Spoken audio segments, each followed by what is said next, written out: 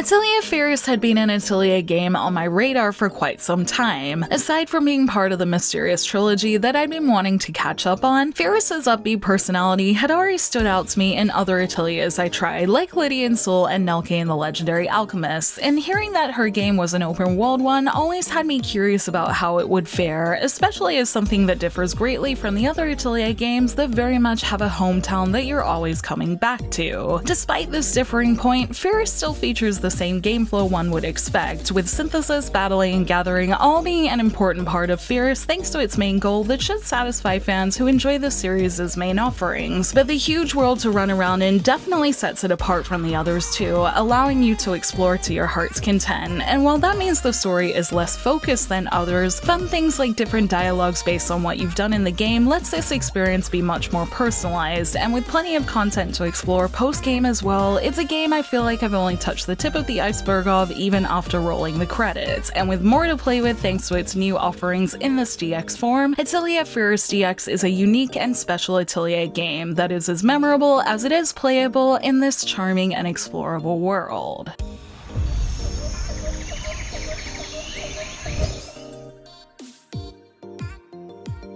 Atelier Firis' endless sense of adventure comes from its protagonist Firis, a girl who longs to see the outside world after growing up in an underground village where a large door and her duties are keeping her away from the outside world she so desperately wants to explore. Her world is turned upside down when an alchemist called Sophie blasts into her village and is inspired by Firis' natural talent of finding ore to teach her alchemy, and after realizing she's more capable than she thought, Firis feels like she can finally go on her own journey, and after some heavy convincing of her parents and the village's elders, she gets permission to go outside, but with a few important conditions. She can go outside the village for a full year and do whatever she likes, but if she wants to be able to continue to go outside, she has to pass the prestigious Alchemist exam held in a faraway city that requires her to gain letters of recommendation of alchemists who have passed before, a big task for a girl who has only just discovered alchemy. Seeing the outside world is her dream though, so she accepts these conditions, and with her big sister at her side, she finally sets off to explore with the freedom she desired, but also a goal hanging over her head as she runs under the blue sky that she's always dreamed of seeing.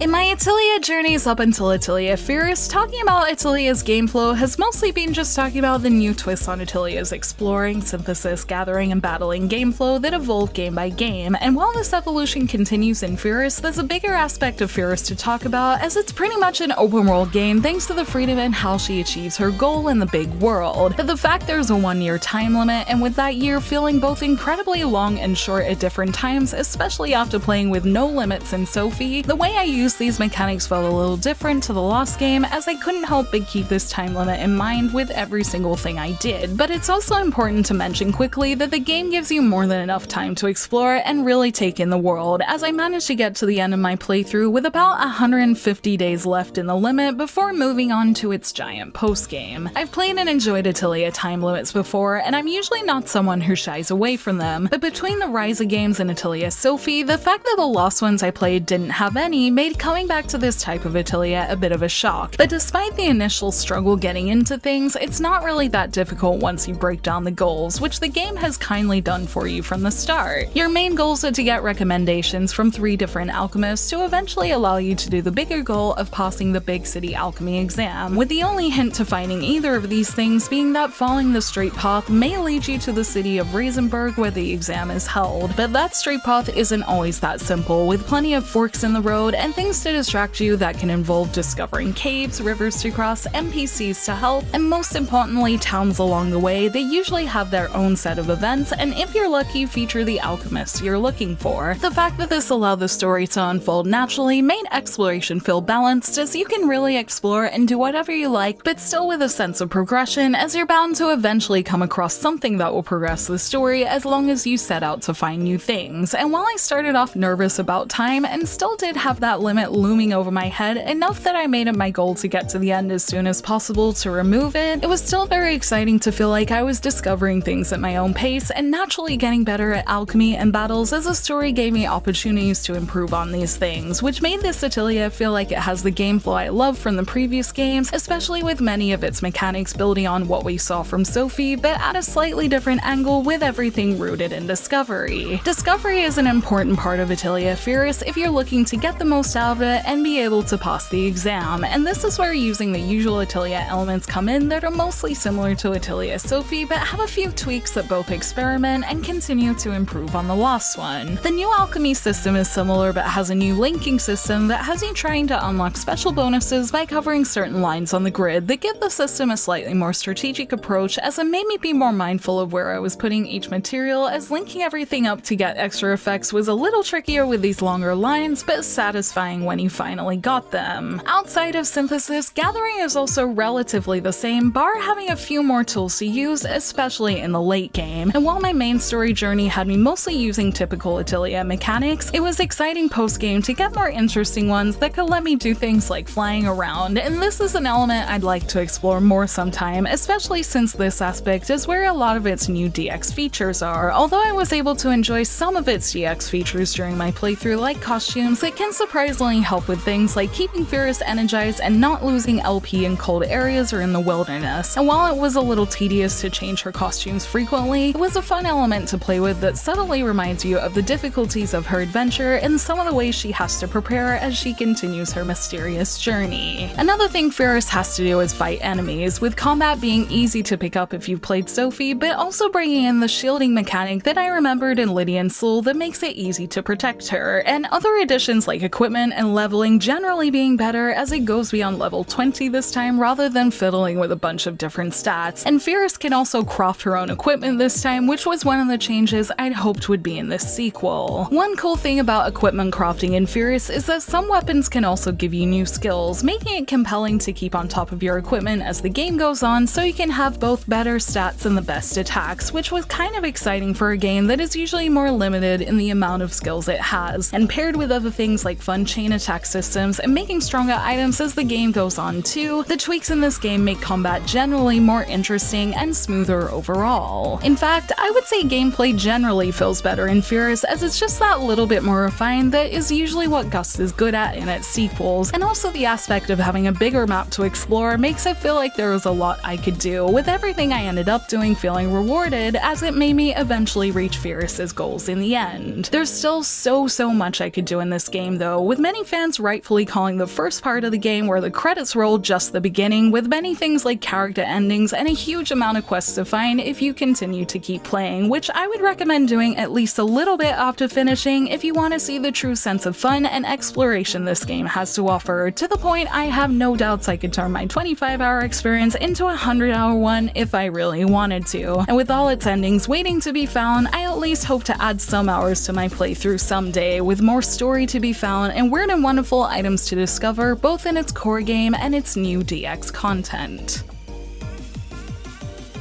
After finishing Atelier Firis' main story and removing the time limit resting on my shoulders, I began to see some of its DX features appear in the form of quests, and while I only truly got to play with one of these new items properly, it was enough to see how these things can enrich a playthrough for those who want more. The new features in Firis DX are mainly based around gameplay elements rather than story, although there are some decent sized events to see when you synthesize its new items at the very least, even if they're unvoiced. There are 4 new vehicles to unlock that promise to improve speed and efficiency, with the Pony drone I unlocked helping to fill out the map a little quicker. And there are also plenty of extra bosses to find on the map that can lead to fighting a stronger version of Palmyra, which I'm sure will be a challenge as her regular form took out my party pretty easily. The DX version also features plenty of DLC from the original, including playable characters such as Heinz, who was one of my favorite party members that I didn't know was DLC. There are also some extra costumes with helpful effects, BGM packs, and some extra gathering areas areas to give you even more to explore, and this is already on top of all the extra character endings and stories to find as you play the post-game too, so this extra content really allows you to do even more in a DX playthrough and allows it to pass even more as an open world game. With the fact I spent a whole day with this game trying to complete one of its post-game story quests and got distracted so many times that that quest still isn't done for me, making it pass in terms of what I want out of an open world game. So while I've moved on to Atelier Lydian Soul for now, I'm sure this playground of an Atelier will pull me in at some point with the many things new and old to do in this highly explorable world. Atelier Firis is an open-world Atelier is ready to be whatever you want it to be, with the Atelier aspects like its time limit and alchemy setting the stage for an interesting gameplay experience as we watch Firis grow in her adventure. The time limit makes sure you complete your alchemy tasks before a deadline before opening out the world to do whatever you like, and with plenty to explore from character stories, big areas, and all the new items and battles offered in this DX form, if you're looking for an Atelier to keep busy with for a long time, Firis DX is certainly ready to give you plenty of quests and things to dive into. I did feel pressure at the beginning of Firis thanks to the time limit, but the fact it pushes Firis to reach her goals was something that was great to see that made me want to push forward improving her alchemy, so much so that I finished with plenty of time to spare and was rewarded with a true feeling of freedom in its post-game that felt even more exciting because of it. So while it's different to Sophie, it can be really rewarding, and with plenty to see and do at the end thanks to features new and old, there's still plenty of time I can put into exploring when I come back to this content-rich world. So whether you're looking for a big world more like modern Ateliers, or to continue on from Sophie, Atelier Firis DX is ready to offer hours and hours of stuff to play with, and with a big world to explore and Firis's bright personality to make the journey all the more fun, I'm looking forward to getting even more out of this big world in the future.